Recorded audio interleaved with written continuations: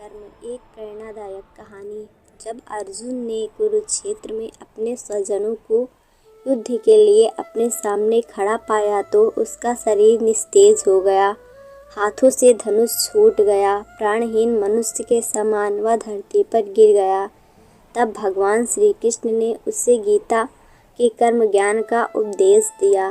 भगवद गीता में भगवान श्री कृष्ण भी अर्जुन से कर्म करने की ही बात कहते हैं, अर्जुन को कर्म करने का ही उपदेश देते हैं। श्री कृष्ण कहते हैं, हे अर्जुन, राज्य तुम्हारे भाग में है या नहीं ये तो बाद की बात है, परंतु युद्ध तो तुम्हें पहले लड़ना ही होगा, कर्म तो तुम्हें करना ही होगा। तो आइए अब सुनते हैं कर्म और भाग्य की कहानी।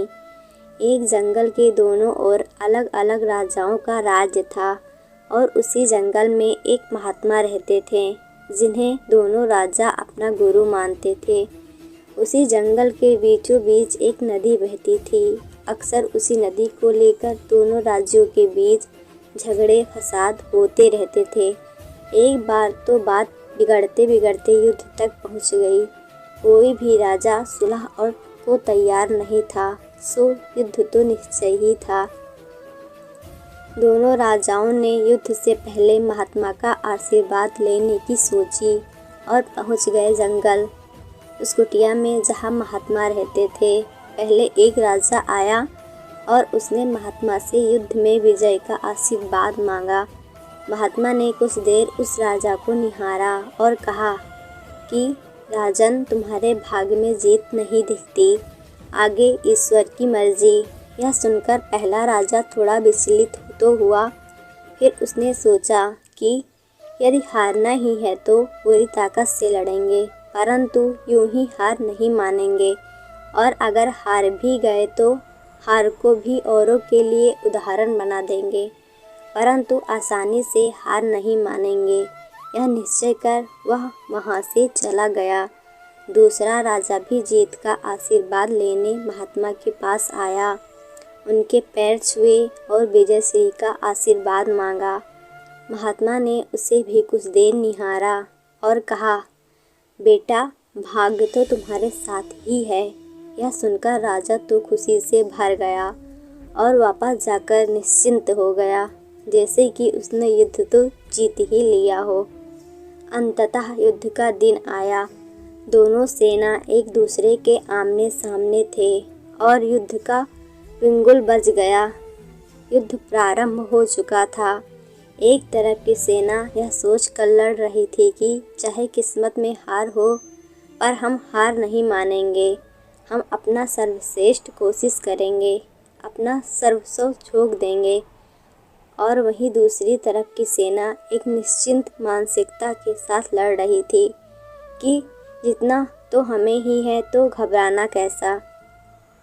लड़ते लड़ते दूसरी सेना के राजा के घोड़े के पैर का नाल भी निकल गया और घोड़ा लड़खड़ाने लगा, पर राजा ने ध्यान ही नहीं दिया, क्योंकि उसके दिमाग में एक ही बात चल रही थी कि जब जीत मेरे भाग में है ही, फिर किस बात की चिंता। कुछ ही क्षण बाद दूसरे राजा का घोड़ा लड़खड़ाकर गिर गया, जिससे राजा भी जमीन पे गिर पड़ा और घायल हो गया और वह दुश्मनों के बीच घिर गया। पहले राजा के सैनिकों ने उसे बंधक बना लिया एवं उसे अपने राजा को सौंप दिया। युद्ध का निर्णय हो चुका था। युद्ध का परिणाम बिल्कुल महात्मा के भविष्यवाणी के उल्टा था। निर्णय के बाद महात्मा भी वहां पहुंच गए। अब दोनों राजाओं को बड़ी जिज्ञासा थी कि आखिर भाग्य का लिखा बदल कैसे गया। दोनों ने महात्मा से प्रश्न किया कि गुरुवर, आखिर ये कैसे संभव हुआ। महात्मा ने मुस्कुराते हुए उत्तर दिया, राजन, भाग्य नहीं बदला, वो बिल्कुल अपनी जगह सही है, पर तुम लोग बदल गए हो।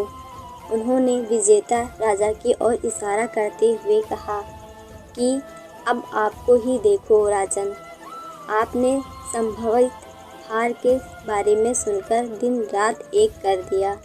सब कुछ भूलकर आप जबरदस्त तैयारी में जुट गए, यह सोचकर कि परिणाम चाहे जो भी हो, पर हार नहीं मानूंगा। खुद हर बात का ख्याल रखा, खुद ही हर रणनीति बनाई, जबकि पहले आपकी योजना सेनापति के भरोसे युद्ध लड़ने की थी। अब महात्मा ने पराजित राजा की ओर इशारा करते हुए कहा, राजन, आपने तो युद्ध से पहले ही जीत का जश्न मनाना शुरू कर दिया था। आपने तो अपने घोड़े की नाल तक ख्याल नहीं रखा।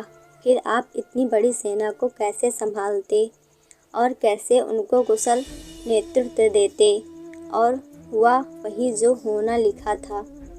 भाग्य नहीं बदला, पर जिनके भाग्य में जो लिखा था उन्होंने ही अपना व्यक्तित्व बदल दिया। फिर बेचारा भाग्य क्या करता?